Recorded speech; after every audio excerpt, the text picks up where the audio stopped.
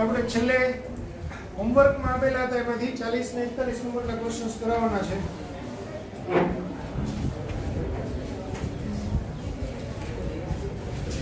મેં તમને હોમવર્કમાં આપેલો હતો 33મો, બરાબર? એ થઈ ગયો બધાને? છેલ્લો આપણે કર્યો કયો? 30મો કર્યો, બરાબર? 31 ની બાકી છે ને, ફટાફટ 31 થી ના ક્વેશ્ચન જોતા જાઓ. લાઈનમાં 40 માં આવશે તે હું કરી દઉં. 40 41 વી જેટલી ઝડપથી ગતિ કરતી લાંબી ટ્રોલીમાં ઘર્ષણ રહિત સપાટી પર એક બાળક ઊભો છે. જો બાળક યુ જેટલી ઝડપથી ટ્રોલીના એક છેડાથી બીજા છેડા તરફ દોડવા લાગે તો તંત્ર એટલે કે માણસ વત્તા ટ્રોલીના દ્રવ્યમાન કેન્દ્રની ઝડપ. હવે સમજો, ટ્રોલી ઉપર એક વ્યક્તિ અહીંયા ઉભેલો છે. વ્યક્તિ અને ટ્રોલી બંને આમ સાથે ગતિ કરે છે. એનું દ્રવ્યમાન કેન્દ્ર શરૂઆતમાં, તંત્રનું દ્રવ્યમાન કેન્દ્ર છે એ પણ યુ વેગથી ગતિ કરતું હશે, બરાબર? કારણ કે ટ્રોલીનો વેગ યુ છે, માણસનો વેગ યુ છે, બે આમ સાથે ગતિ કરે છે. તો તંત્રનું દ્રવ્યમાન કેન્દ્ર યુ વેગથી ગતિ કરતું હશે. હવે આ વ્યક્તિ છે એ ટ્રોલી ઉપર આમ દોડવા લાગે છે. ટ્રોલી તો ગતિમાં જ છે, એના ઉપર આ વ્યક્તિ દોડવા લાગે છે. તો હવે તંત્રના દ્રવ્યમાન કેન્દ્રનો વેગ કેટલો? તો વ્યક્તિ જ્યારે ટ્રોલી ઉપર દોડવાનું સ્ટાર્ટ કરે ત્યારે પગથી ટ્રોલી ઉપર જેટલું બળ લગાવે એટલું જ બળ ટ્રોલી પગ ઉપર લગાવે, બરાબર? એટલે એ બંને બળો એના આંતરિક બળો કહેવાય. આંતરિક બળનો સરવાળો 0 થાય. એટલે તંત્ર પર લાગતું પરિણામી બાહ્ય બળ 0 કહેવાય. તો પરિણામી બાહ્ય બળ 0 હોય તો શું થશે? આ કયો છે? 32મો. 31. તો આપણું સૂત્ર છે F સદિશ બરાબર dP સદિશ બાય dV. P સદિશ એટલે કુલ વેગમાન તંત્રનું, એટલે d m VCM by dt, એટલે કે m d VCM by dt. હવે જો F સદિશ બરાબર 0 હોય તો m d VCM by dt બરાબર 0 થાય. માટે d VCM બાય dt બરાબર 0 થાય. માટે VCM બરાબર અચળ. કોઈ પદનું વિકલન, અચળ પદનું વિકલન 0 થાય. તો કોઈ પદનું વિકલન 0 થઈ રહ્યું હોય તો એ પદ અચળ છે એમ કહેવાય. એટલે દ્રવ્યમાન કેન્દ્રનો વેગ અચળ.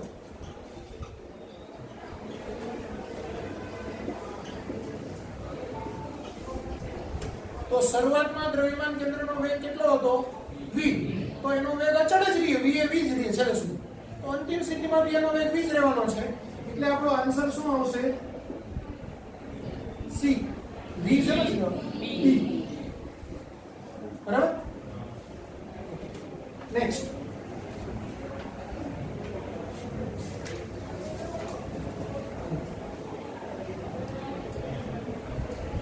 બત્રીસમો ક્વેશ્ચન.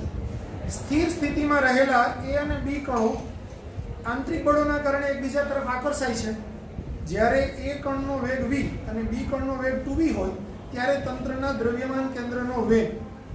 હવે 32મો ક્વેશ્ચન આ જ કન્સેપ્ટ પરનો છે, બરાબર? અહીં F સદિશ બરાબર 0 છે, તેથી VCM બરાબર અચળ. પણ શરૂઆતમાં દ્રવ્યમાન કેન્દ્ર સ્થિર હતું, કારણ કે જો રકમ જ ત્યાંથી સ્ટાર્ટ થાય છે. સ્થિર સ્થિતિમાં રહેલા A અને B કણો, હવે A કણ સ્થિર છે, B કણ સ્થિર છે. બંને કણો જો સ્થિર હોય તો તંત્રનું દ્રવ્યમાન કેન્દ્ર પણ સ્થિર હોય. તો તંત્રનું દ્રવ્યમાન કેન્દ્ર સ્થિર હોય મતલબ એનો VCM 0 હોય.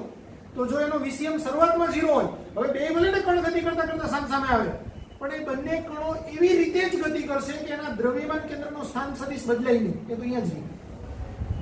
તમે બે અહીંયા હતા, બે સ્થિર હતા, ત્યારે એનું દ્રવ્યમાન કેન્દ્ર શોધ્યું, ધારો કે આ બિંદુએ મળે છે.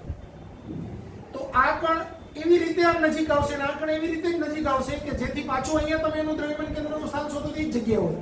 તે દ્રવ્યમાન કેન્દ્ર ખસે જ નહીં મતલબ એનો વેગ 0 છે. ખ્યાલ આવ્યો? એટલે VCM બરાબર 0 જ રહી. તો આમાં આપણે શું પકડવાનું છે? કન્સેપ્ટ તો આ જ છે, જ્યારે તંત્ર પર લાગતું બાહ્ય બળ 0 હોય ત્યારે તંત્રના દ્રવ્યમાન કેન્દ્રનો વેગ અચળ હોય. હવે મેજોરિટી દાખલાની અંદર શરૂઆતમાં બંને પદાર્થ સ્થિર હોય એવું લખ્યું હોય, તો શરૂઆતમાં બે સ્થિર હોય મતલબ એનું દ્રવ્યમાન કેન્દ્રનો વેગ 0 હોય. તો અંતિમ સ્થિતિમાં ભલે ની બે કણો ગમે એટલો વેગ પ્રાપ્ત કરે, પણ અંતિમ સ્થિતિમાં બી એના દ્રવ્યમાન કેન્દ્રનો વેગ 0 જ હોય અને દ્રવ્યમાન કેન્દ્ર પહેલા જે બિંદુએ હતું તે જ બિંદુએ મળે. ક્લિયર થઈ ગયું? એટલે આપણો આન્સર આમાં પણ શરૂઆતમાં બંને પદાર્થો સ્થિર છે તેથી VCM બરાબર 0 માટે અંતિમ સ્થિતિમાં પણ VCM બરાબર 0 રહેશે. ખ્યાલ આવી ગયો? કમ્પ્લીટ. નેક્સ્ટ 33મો. તો 33મો મેં તમને હોમવર્કમાં આપેલો હતો, બધા કરીને લાવેલા છો? એ ઓલરેડી આગળના ચેપ્ટરનો જ છે, વેગમાન સંરક્ષણના નિયમ પરથી, એટલે આવડે એવો જ છે. બરાબર? એટલે એ નથી કરાવતો. 34મો. 2 કિલોગ્રામ અને 4 કિલોગ્રામ દળવાળા બે પદાર્થો પ્રારંભમાં સ્થિર સ્થિતિમાંથી, આ જ શબ્દ પકડવાનો છે, પ્રારંભમાં સ્થિર સ્થિતિમાં. તો શરૂઆતમાં બે કેવા છે? સ્થિર. દ્રવ્યમાન કેન્દ્રનો વેગ કેવો? 0. દ્રવ્યમાન કેન્દ્રનો વેગ 0, તો અંતિમ સ્થિતિમાં 0 જ હોય, એટલે આન્સર 0 આવે. તો 34માં પણ આન્સર શું આવશે? સી, 0. સેમ આ જ કન્સેપ્ટ. 32 ને 34 આ બે નંબર લખી નાખો. બરાબર? પછી 35મો.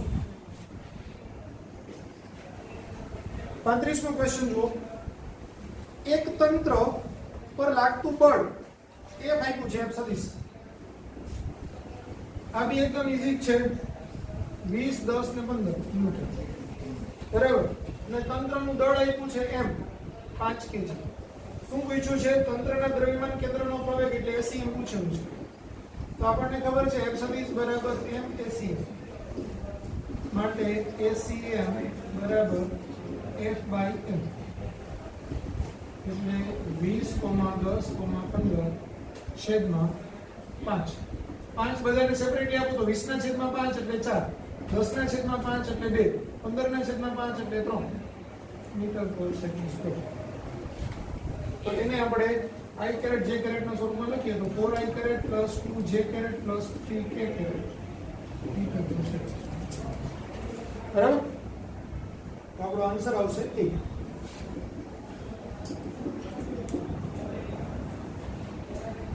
સૂર્ય અને પૃથ્વીથી બનેલા તંત્રનું દ્રવ્યમાન કેન્દ્ર ખાલી જગ્યા હોય તો બે પદાર્થો હોય તો ભારે પદાર્થની નજીક એટલે સૂર્યથી નજીક એટલે 36માં A. 37. પૃથ્વી અને ચંદ્રના બનેલા તંત્રના દ્રવ્યમાન કેન્દ્રનું સ્થાન.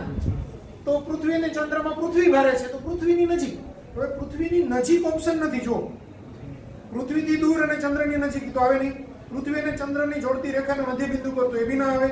ચંદ્રની અંદર અને પૃથ્વીની અંદર તો પૃથ્વીની અંદર આવશે. કારણ કે સમજો આ પૃથ્વી છે, હવે આ ચંદ્ર છે, બરાબર? આ પૃથ્વીનું કેન્દ્ર. હવે દ્રવ્યમાન કેન્દ્ર અહીં આવે તો પૃથ્વીની નજીક આવે, એના કેન્દ્રની નજીક આવે તો ઘણી વખત એની અંદર બી હોઈ શકે. આનું દળ ખૂબ મોટું છે ચંદ્રની કમ્પેરિઝનમાં, તો ચંદ્રની અંદર. એટલે આપણો આન્સર શું આવશે? સોરી, પૃથ્વીની અંદર, ચંદ્રની અંદર, પૃથ્વીની અંદર.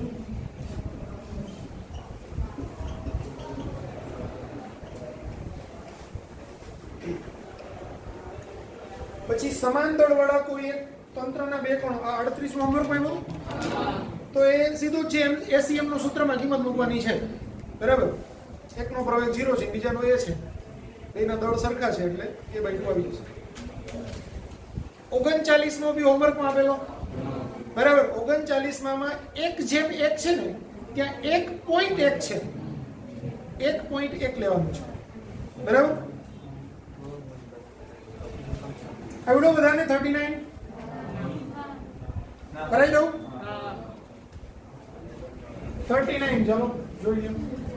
સમજો બે વચ્ચેનું અંતર r બરાબર કેટલું છે 1.1 એંગસ્ટ્રોમ બરાબર આ કાર્બન મોનોક્સાઇડ નો અણુ છે આ કાર્બન છે અને આ ઓક્સિજન છે CO એટલે કાર્બન મોનોક્સાઇડ કાર્બન નું દળ 12 AMU છે અને આનું છે 16 AMU AMU એટલે એટોમિક માસ યુનિટ એક એટોમિક માસ યુનિટ એટલે 1.67 into 10⁻⁻27 kg બરાબર તો એનું કઈ કામ નથી આપણને આ તો ખાલી એમ જ ઇન્ફોર્મેશન તો 12 ને 16 AMU છે એકમો છે ટૂંકમાં બેના તો આપણે હવે અહીંયા જ કેન્દ્ર લઈએ ઉગમ બિંદુ તો ઉગમ બિંદુ થી આપણે આને ઉગમ બિંદુ લઈએ તો શું થશે HCM m1x1 plus m2x2 upon m1 plus m2 તો આ 12 આ 0 આ 16 આ 8 એટલે 1.1 છેદમાં 12 વત્તા 16 આ તો 0 થઈ જાય 16 ગુણાકારમાં 1.1 છેદમાં કરો 12 ને 28 થઈ જાય ને હવે 4 વડે તો અહીંયા 4 આવે અને 7 ચોક 28 7 આવે એટલે 4.4 ના છેદમાં 7 એટલે શું આવે 0.63 બરાબર અને આ બે જ કણ છે તો આપણું m1r1 વાળી મેથડ બી ચાલે m1r1 બરાબર m2r2 ઓર કરીને કરવું હોય તો આપણે અહીંથી આને x કરી લઈએ તો r - x થાય બરાબર તો m1r1 બરાબર m2r2 એમ કરો તો m1 એટલે શું છે 12 r1 એટલે x આ કેટલું છે 16 અને r2 એટલે r - x બરાબર તો 12x is equal to 16r - 16x આ બાજુ આવે તો પ્લસ થાય 12 ને 16 28x બરાબર 16r એટલે શું થશે x બરાબર 16 r એટલે 1.1 છેદમાં 28 એટલે 0.63 એંગસ્ટ્રોમ આ રીતે બી કરી શકો તમને મજા આવે એમ કરો બરાબર એટલે આપણે આ m1r1 વાળી મેથડ તો જોયેલી જ છે બરાબર બીજી એક રીત છે કે તમને બે પદાર્થ આપ્યા હોય અને કોઈ એક કણથી અંતર શોધ્યું દ્રવ્યમાન કેન્દ્રનું અંતર પૂછ્યું હોય તમે તો જ્યાંથી અંતર પૂછ્યું હોય ત્યાં જ ઉગમ બિંદુ લઈ લો બરાબર એટલે એક ટર્મ તો 0 થઈ જશે તો પછી અહીંયા જ ઉગમ બિંદુ લઈ લીધો તો અહીંથી સીધું અંતર r આવે એ તમારું r2 આવી જાય ખ્યાલ આવ્યો તમને બે કણ આપ્યા હોય આ લોકો બી જોઈ છે અહીંયા m1 આપ્યું હોય આ m2 આ બે વચ્ચેનું અંતર r છે હવે m1 થી અંતર પૂછ્યું હોય દ્રવ્યમાન કેન્દ્ર તો એક મેથડ છે અહીં x ધારી લ્યો તો r - x થાય અને પછી m1r1 બરાબર m2r2 આ મેથડ તો આપણે ઓલરેડી શીખેલા છે બીજી રીત શું કે જ્યાંથી તમને અંતર પૂછ્યું હોય એને ઉગમ બિંદુ ધારી લ્યો તો આ ઉગમ બિંદુ હોય એટલે આનો r1 બરાબર શું આવે 0 અને r2 આનો યા ઉગમ બિંદુથી અંતર એટલે r2 બરાબર શું આવે r તો r1 બરાબર 0 અને r2 બરાબર r હવે એનું RCM ના સૂત્રમાં કિંમત મૂકી દો તો x1 x2 માં કિંમત મૂકી દો તો જવાબ બરોબર ક્લિયર થઈ ગયું તો એ અંતર અહીંથી મળે એવું લખી કાઢો ચાલો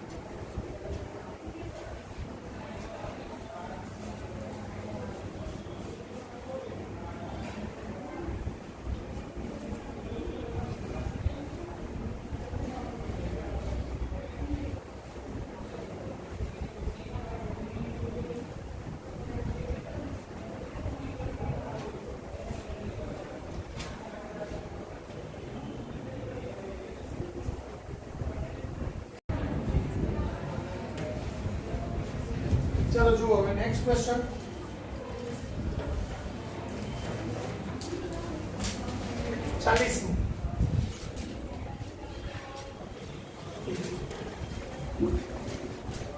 ચતુષ્કોણ એબીસીડી ના શિરોબિંદુ પર અનુક્રમે 8 કિલોગ્રામ, 2 કિલોગ્રામ, 4 કિલોગ્રામ અને 2 કિલોગ્રામ દળના પદાર્થો મૂકેલા છે. જો તેના કોઈ એક વિકર્ણની લંબાઈ 80 સેન્ટીમીટર હોય તો તેનું દ્રવ્યમાન કેન્દ્ર એની સાપેક્ષમાં ક્યાં હશે? હવે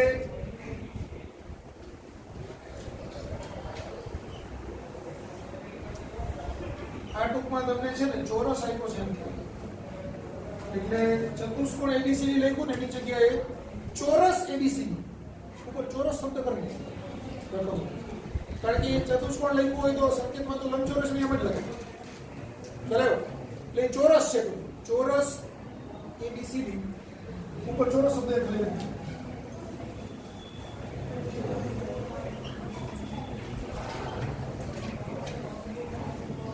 A, B, C.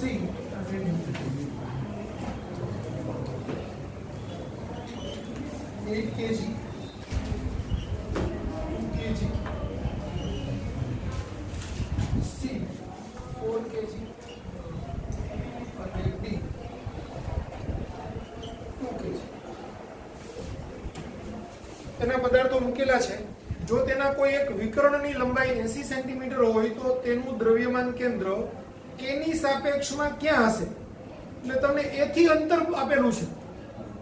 જે જવાબો આપ્યો છે ને એ યામ નથી આપ્યા, x, y ને એવું કઈ નથી આપ્યું. શું આપ્યું છે? એ થી અંતર આપ્યું છે. બરાબર? તો હવે આની એક વિકર્ણની લંબાઈ 80 સેન્ટીમીટર છે એટલે આપણે આ 80 સેન્ટીમીટર. બરાબર? હું તમને એકદમ તદ્દન નવી મેથડ થી દાખલો કરો, એકદમ ફ્રેશ.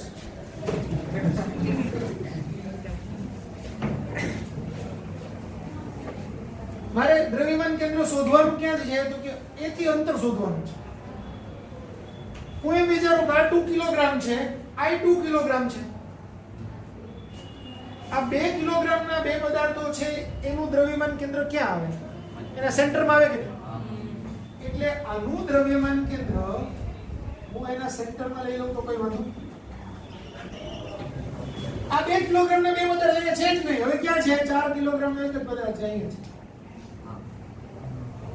તો હવે આખું તંત્ર આટલું થઈ ગયું. આ 8 કિલોગ્રામ, આ 4 કિલોગ્રામ, આ 4 કિલોગ્રામ, આનું દ્રવ્યમાન કેન્દ્ર કઈ છે? આ તો એકદમ ઈઝી થઈ ગયું. બરાબર? 8 કેજી, આ 4 કેજી, આ 4. બરાબર? આ ટોટલ ડિસ્ટન્સ 80 સેન્ટીમીટર, આ ડિસ્ટન્સ 40 સેન્ટીમીટર. બરાબર? આને ઉગમ બિંદુ લો તો મને જે અંતર મળશે જવાબ આવશે xcm. તો સીધો જ ઉગમ બિંદુથી અંતર મળી જશે. તો xcm બરાબર m1x1 m2x2 m3x3 છેદમાં m1 m2 m1 એટલે 8 કેજી, પણ એ પોતે જ ઉગમ બિંદુ પર છે એટલે એનો xcm 0. m2 એટલે 4 કેજી, એનો xcm 40 સેન્ટીમીટર. m3 એટલે 4 કેજી, એનો યામ 80 સેન્ટીમીટર છેદમાં 8 + 4 + 4. તો આ 0 થાય, આ 160 થાય, આ 320 થાય, ચાલો આ 216. બરાબર? તો 160 એટલે 480 છેદમાં 16, 16 × 48 એટલે 30 સેન્ટીમીટર. સીધો જવાબ. ખ્યાલ આવ્યો? તો આપણો આન્સર કયો આવે છે? બી.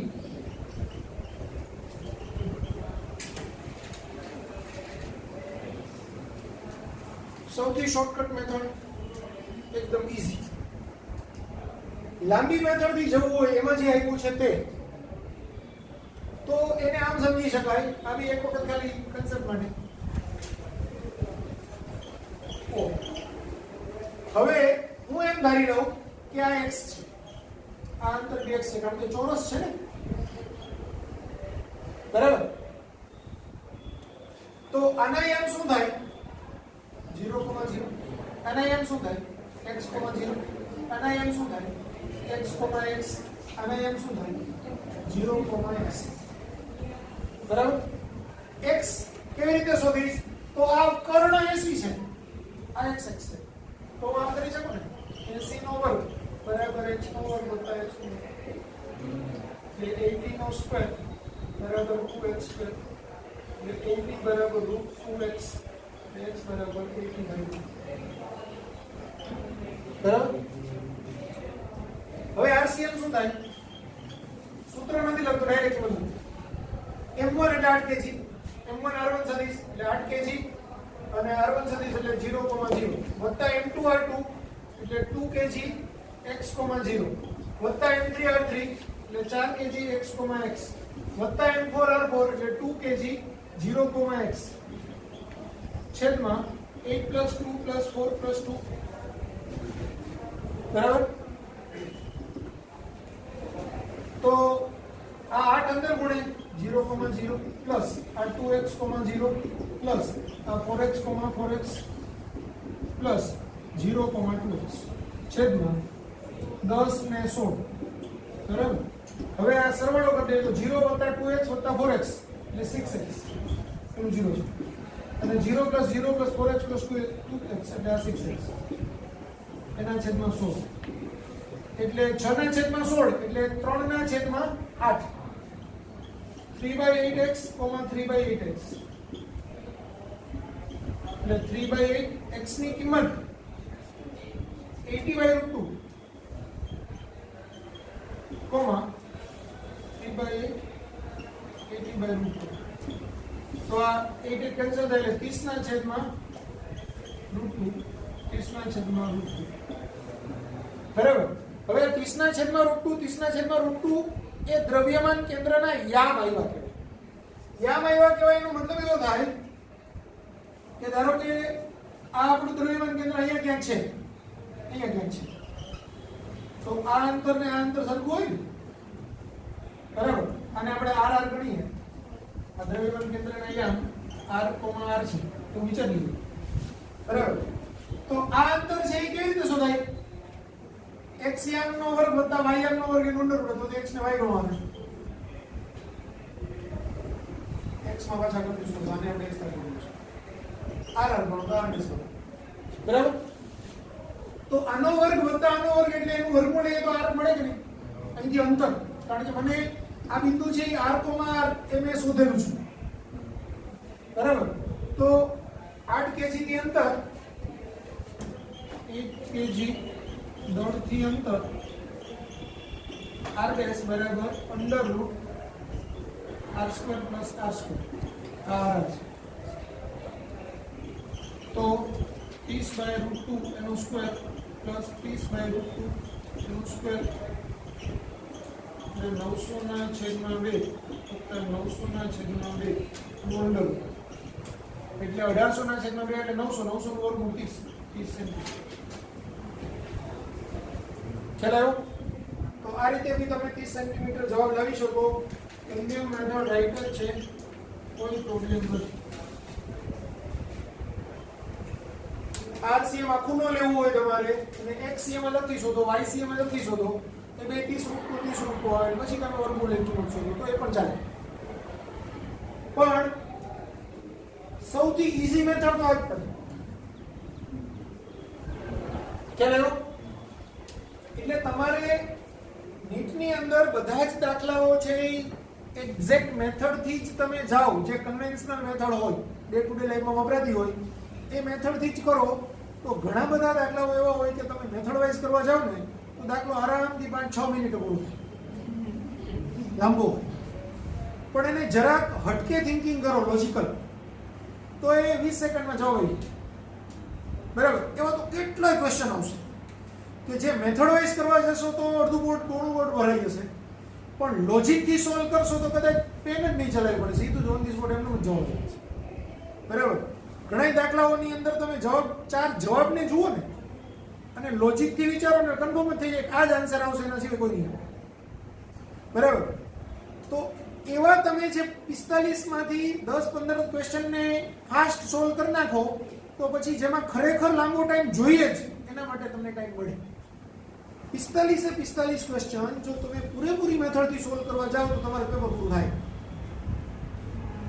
બરાબર? એટલે અમુક ક્વેશ્ચન્સ તમારે લોજિકલી ફાસ્ટ સોલ્વ કરવાના હોય. બરાબર? એ જ્યાં આવશે ને એનું સોલ્વ કરાવતું જશે એવા મેથડથી. બરાબર? એટલે આપણે જ્યાં ટ્રીક વાપરવાની હોય પછી ઓટોમેટિક તમારામાં સ્કિલ ડેવલપ થઈ જશે ધીમે ધીમે. આપણી ટીચિંગ સ્ટાઇલ કેવી છે કે વધુમાં વધુ ફંડામેન્ટલ સ્ટુડન્ટ તૈયાર થાય ને ફંડામેન્ટલી એકદમ સ્ટ્રોંગ બની જાય એ રીતે ભણો. ફંડામેન્ટલી તમે એક વખત સ્ટ્રોંગ બની જાઓ ને પછી તમે જાતે એ એપ્લાય કરતા શીખી શકો કે આનું આમ કઈ નામ થાય. ખ્યાલ આવ્યો? તો આમાં આપણે શું શીખા? આ મેથડમાં ફંડામેન્ટલ શું વસ્તુ શીખા? તમને એમ આપ્યું હોય કે 4 નું દ્રવ્યમાન કેન્દ્ર શોધવાનું છે તો જરૂરી નથી 4 નું જ શોધો.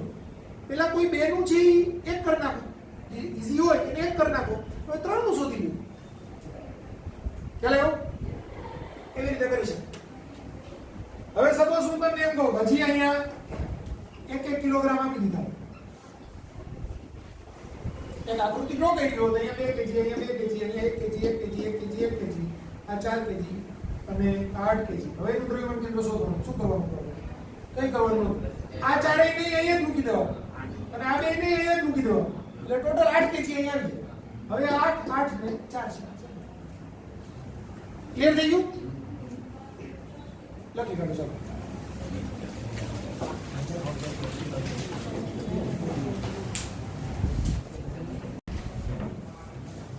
ચાલો ક્વેશ્ચન નંબર 41.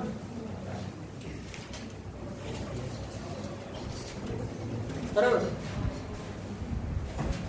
સમાંતર બાજુ ચતુષ્કોણના 4 શિરોબિંદુઓ પર અનુક્રમે m, 2m, 3m અને 4m દળના કણો મૂકેલા છે. તેમાં કોઈ બે બાજુઓ વચ્ચેનો ખૂણો 60 અંશનો છે. તેમજ m દળ ધરાવતો કણ ઉગમ બિંદુ પર રહે તે રીતે તેને xy સમતલમાં ગોઠવેલ છે. તો તેનું દ્રવ્યમાન કેન્દ્ર ક્યાં હશે? દરેક બાજુની લંબાઈ a છે.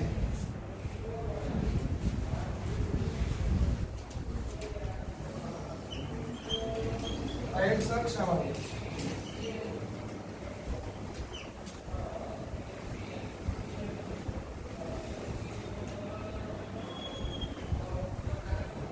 આવું સમાંતર બાજુ ચતુષ્કોણ છે. અહીંયા મેં મૂકેલું છે m ઉગમ બિંદુ, રકમ જ કીધું છે. આ 2m, આ 3m અને અહીંયા 4m. બરાબર? સમાંતર બાજુ ચતુષ્કોણનો બે બાજુ વચ્ચેનો ખૂણો છે એકમાં 60 છે એટલે નાનો ખૂણો હોય તો 60 હોય, તો એમાં શું? બરાબર? અને દરેક બાજુની લંબાઈ a છે એટલે આ a છે. તો આનું દ્રવ્યમાન કેન્દ્ર શોધવાનું છે. કેવી રીતે શોધશું? તો દ્રવ્યમાન કેન્દ્ર શોધવાનું એકદમ ઈઝી છે. આના યામ કેટલા? 0,0. આના યામ 1,0. બરાબર? હવે આના યામ આપણને ખબર છે કે આટલું x ધારું તો આનું a cos 60 અને a sin 60 ગઈકાલે આપણે સમજાવેલું આ. એટલે હું અહીંયા ડાયરેક્ટ જ a cos 60 a sin 60. બરાબર? એ આના યામ. તો આના યામ કેટલા થશે? તો સમજો અહીંથી આ અંતર છે આટલું a cos 60 છે. તો આનો યામ છે એ અહીંથી અહીંયા સુધીનું અંતર થાય કે નહીં? પણ અહીંથી આમ લેવું તો આ એ અંતર હોય, આ એ અંતર હોય, આ a cos 60 વત્તા a થાય કે નહીં? ખ્યાલ આવે છે બધાને? એટલે આનો x યામ a cos 60 વત્તા a થશે. y યામ કેટલો થશે? તો આનો a sin 60 આટલો થાય, આટલો. તો આ બી આટલો જ છે ને? એટલે આ a sin 60 એ બદલાશે નહીં. બસ આ જ હાઈલાઈટ છે આખા દાખલા. પછી તો થઈ જાય. ખ્યાલ આવે છે? આના યામ a cos 60 a sin 60 થાય. આનો જે x યામ છે આટલો, એમાં હું a ઉમેરું તો મને આનો x યામ મળે. એ cos 60 વત્તા a. આનો ym એ sin 60 છે તો આનો ym બી એ sin 60 જ રહેવાનો છે, બદલાવાનો નથી. ક્લિયર થઈ ગયું? તો હવે આપણું r1 સદિશ એટલે શું થાય? 0, 0. r2 સદિશ એટલે શું થાય? a, 0. r3 સદિશ એટલે શું થાય? a cos 60, a sin 60. એટલે a cos 60 એટલે 1/2 અને a √3/2 એટલે a/2, √3a/2 અને r4 બરાબર થઈ છે ને? r2 છે,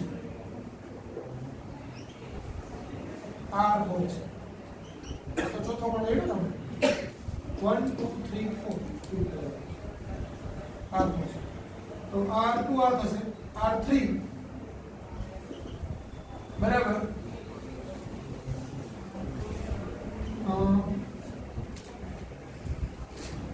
a cos 60 plus a sin 60. તો આ a cos 60 એટલે a/2 plus a અને આ √3a/2 એટલે આ 3/2a, √3a/2 બરાબર. a cos 60 એટલે 1/2 એટલે a/2 અને r4 આપણે મળી ગયું છે. તો હવે શું થશે? RCM m1 r1 plus m2 r2 plus m3 r3 plus m4 r4 સદિશ છેદમાં m1 plus m2 plus m3 plus m1 એટલે m 0, 0 plus m2 એટલે 2m, 2m નું a/2, √3a/2 plus 3m એના થશે 3/2a એટલે 3a/2, √3a/2 plus 4m a, 0 છેદમાં m plus 2m plus 3m plus 4. બરાબર. બધામાંથી હું m કોમન કાઢી લઉં. અહીંયા સરવાળો 3 ને 6 ને 4 10 થઈ ગયું. હવે x એક્સિયમ નો સરવાળો બી ભેગો ભેગો કરી દઉં તો આનો એક્સિયમ 0, આ 2 into a/2 કારણ કે 2 આને ગુણી plus 3 into 3a/2 plus 4 into a, 0 plus 2 into √3a/2 plus 3 into √3a/2 plus 0. આ થઈ જશે 1/10. આ 2 કેન્સલ, અહીંયા કઈ કેન્સલ 4 એટલે આ 9a/2 લસા લઈ લઉં તો 2a plus 9a plus 8a/2 અહીંયા 2 તો છે જ એટલે 3 ને 5 એટલે 5√3a/2 એ ડાયરેક્ટ થઈ જશે. બરાબર. આનો સરવાળો 9 ને 11, 11 ને 8 19, 19a ના છેદમાં 2 1/10 અંદર જ જવા દઉં તો 1/10 ગુણાકારમાં 19a ના છેદમાં 2, 1/10 ગુણાકારમાં 5√3a/2 આ 5 દુ 10 એટલે અહીંયા 2 19 ના છેદમાં 2 એટલે 9.5, 9.5 ના છેદમાં 10 એટલે 0.95 એટલે આ થશે 0.95a પેલો યામ અને બીજો યામ થશે √3/4 જોજો બી થઈ ગયો ને વચ્ચે ને આન્સર આવશે ચાલ આવી ગયો યસ બેટા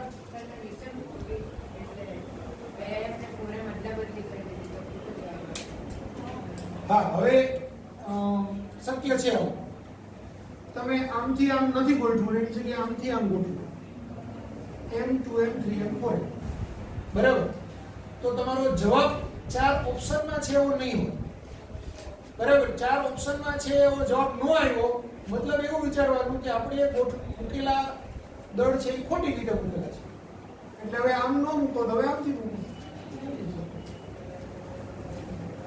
બરાબર તમે આમથી મૂકો અને જવાબ નથી આવતો તો પાછું તમારે આમથી મૂકીને ચેક કરવો પડે છે એટલે ખૂબ લાંબુ થાય બરાબર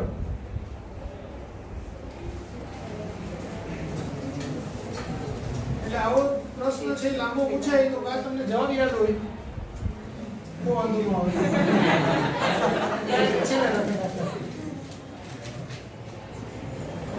કારણ કે આ કરી લ્યો તમે એક્ઝામની અંદર તો વાર લાગે